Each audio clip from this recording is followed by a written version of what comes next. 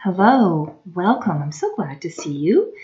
Welcome to Restorative Readings. So I've decided to make another reading since the first one was really appreciated, and it just makes me very happy to read tarot, and I'd love to share a reading with you. So I just wanted to mention a little something. I have different experiences just reading tarot over years and years. For the most part, it's been to friends and people that I know personally. Although in recent years, I've been able to. I've been asked by a friend of mine who holds tables at fairs for different spiritual reasons with her shop or through her shop, and she was the one who helped me to get out of the box and get more comfortable working with people. So thanks, Liz, for that.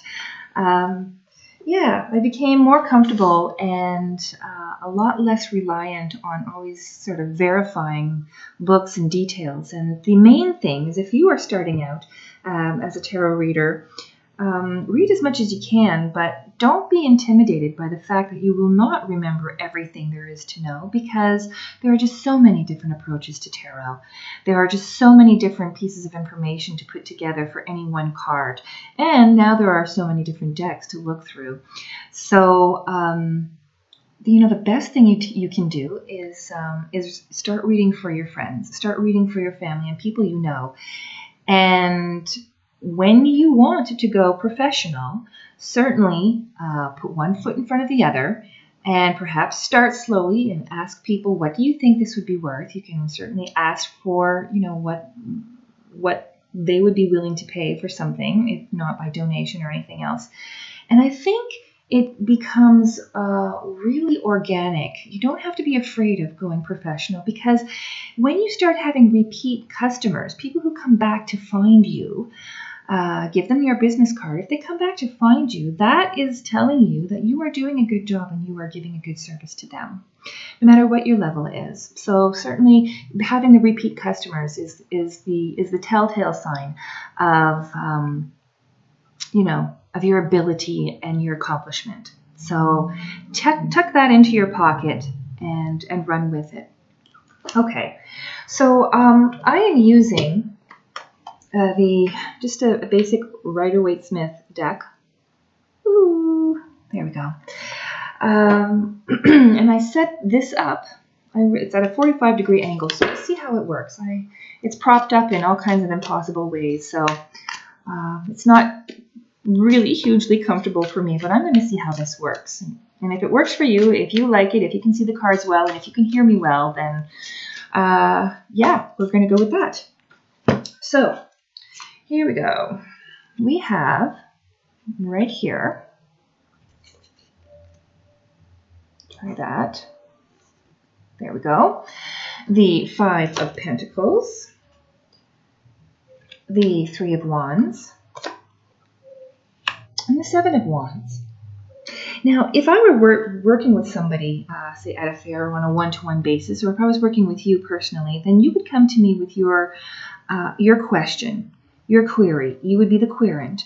And so I would apply all of the meanings of the tarot cards to you and to your question and to the conversation that we would have. When I'm doing a general reading like this on my channel, it is a very general reading. I'm using standard meanings for each of the cards. And in doing so, you're going to be responsible for a lot of the interpretation, how it applies to your situation here today. I'm also not giving a name to each of the card positions, like past, present, and future, or any of the other sort of 3 card positions that you would know of, simply because as you learn more about tarot and as you come back to this for different reasons, different questions you may have, you will fall on the tarot reading on YouTube, on my channel, or on anybody else's channel. You will fall on the right one and make sense of what you need to hear. The message will be clear for you. And you take home what you need. That's what it's for. It's for personal development and it's for inspiration. So here we are. We have the 5 of Pentacles. Now, here this looks like a church window, and you see the 5 pentacles within it. It's illuminated from inside, shining out. And then you see these 2 figures who are sadly walking outside, who are dressed, they don't have shoes. They're walking in the snow without shoes. They look like they're very poor because their clothes are tattered. Now, in the tarot, everything that you see is symbolic. You may not be walking barefoot in the snow. You may not be wearing tattered clothes, but you can be looking at this and say, oh my goodness, this applies to me because I'm really having some financial stress right now. I don't know what the future holds. They are going somewhere into the future, and they don't know exactly what the future holds. But this is a card that has to do with hard work, labor, diligence, and finances. This is a card of business and entrepreneurial sort of matters. So there's something that has to do with finance and business that you are worried about. Either you're looking at the bills that are not getting paid, or it could be job loss. This can be the aftermath after a job loss, after some kind of a sense of loss that way in material goods. This one has some kind of a disability, and I don't know which of these 2 characters you would identify with. Sometimes I choose one character that I see in the card, and sometimes I try and put myself into a position off the card, like perhaps one of the people in the congregation inside who is peering out and seeing, maybe this card would be telling me to look out at people who are not making themselves visible and who are walking by who might need to have help. Sometimes that's the way I will look at a card. But typically this, and that's only, I should explain, sometimes I do that just because you see the same cards come up and over again in different spreads, and sometimes I like to look at things in a different way. So it's because of experience that sometimes I like to keep it fresh and flip things from a different perspective. So these 2 characters are walking forward, and they've experienced loss. They also are not directly looking at the opportunities that are here within. There are people in there who are lighting up the inside of the building. There's opportunity in there. There's 5 pentacles there that are being illuminated. So that is opportunity, and their backs are to that opportunity. They're not taking the opportunity. So that tells you that perhaps you are not looking at the opportunities that are facing you right now. So their feeling is that of being deprived, and some interpretations will also include that they will accept pity but not money. This is me, and you can see me walking by, but I will not accept help, but I will accept pity. I'm not sure if I really like that interpretation, because to me it sounds a little blaming to say, oh, you want pity. I don't like that interpretation, but suffice it to say that they are experiencing a period of need. Here, this is yourself. You're putting yourself in the main character, and he is in between 3 vertical rods or wands, and he's holding one, looking out into what is a lake. Now, once upon a time when I first got my tarot cards, I thought that this golden flat surface over there was kind of a desert. But it's not. It is actually a flat surface. It's water, and there's a sunset. So the sun's setting, and it's creating a orange sort of a reflection on the water. His feet are on sturdy ground. So that is yourself. You have your feet planted sturdy on the ground and holding your staff in hand, choosing one of the choices that are available to you as you look out into what is 1, 2, and 3 boats out on the lake. Those 3 boats are symbolic of opportunities or creative ideas that are out before you, and you are looking at the opportunities that are there. Perhaps these boats are carrying ideas from yourself and going to the land on the other side. And so you're looking at the achievements that you have, the opportunities that are coming up before you. The fact that they're in water, these 3 boats, it can be said that this is kind of like a subconscious sort of ideas that are coming up, bubbling up within the waters, the flowing, sort of creative juices that you have. And so you are then in a period of contemplation, but also admiring the achievements that you have and looking out at the greater picture and the possibilities that are there before you. There's also something about this symbolic position here, fabric, the pattern that's on here. It's a checkered pattern, yellow and black. That shows up in some books with, basically it's the checkered pattern is like a chess game where you are trying to figure out what is the next move. What is the next move in my chess game? That is your question here. Now, it's also a bit of a period of instability because you see the reoccurrence of number 3 coming up. It's a number 3 card. There are 3 wands. There are 3 boats.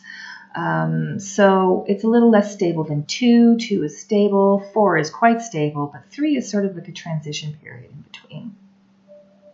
Speaking of transition, this is a number 5, which also means that this is a transition card because it's moving from 1 to 10 in the minor arcana.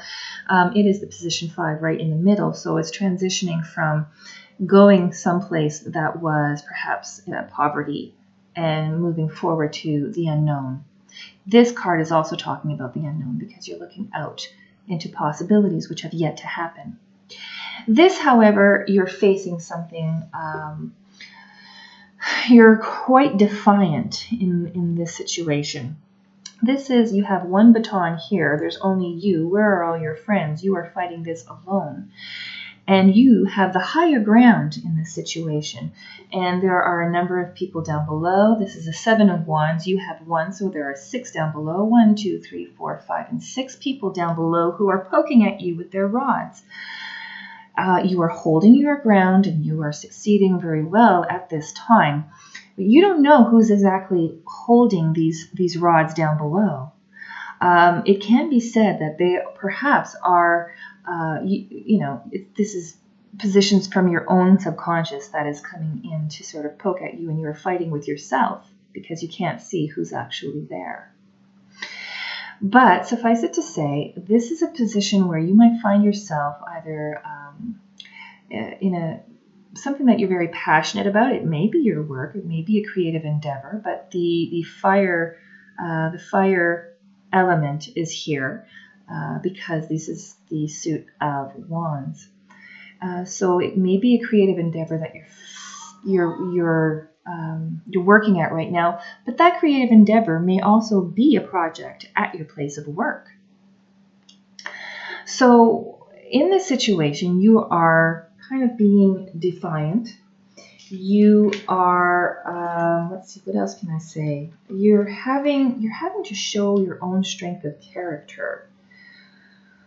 And you're dealing with perhaps criticism, you're dealing with perhaps a power struggle, but you also have to kind of come to terms with, is this fight worth the effort that you're putting into it?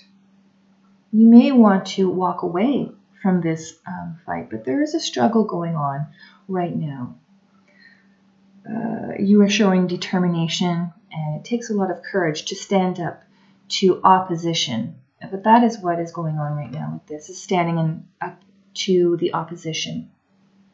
Okay, so that is your reading for today.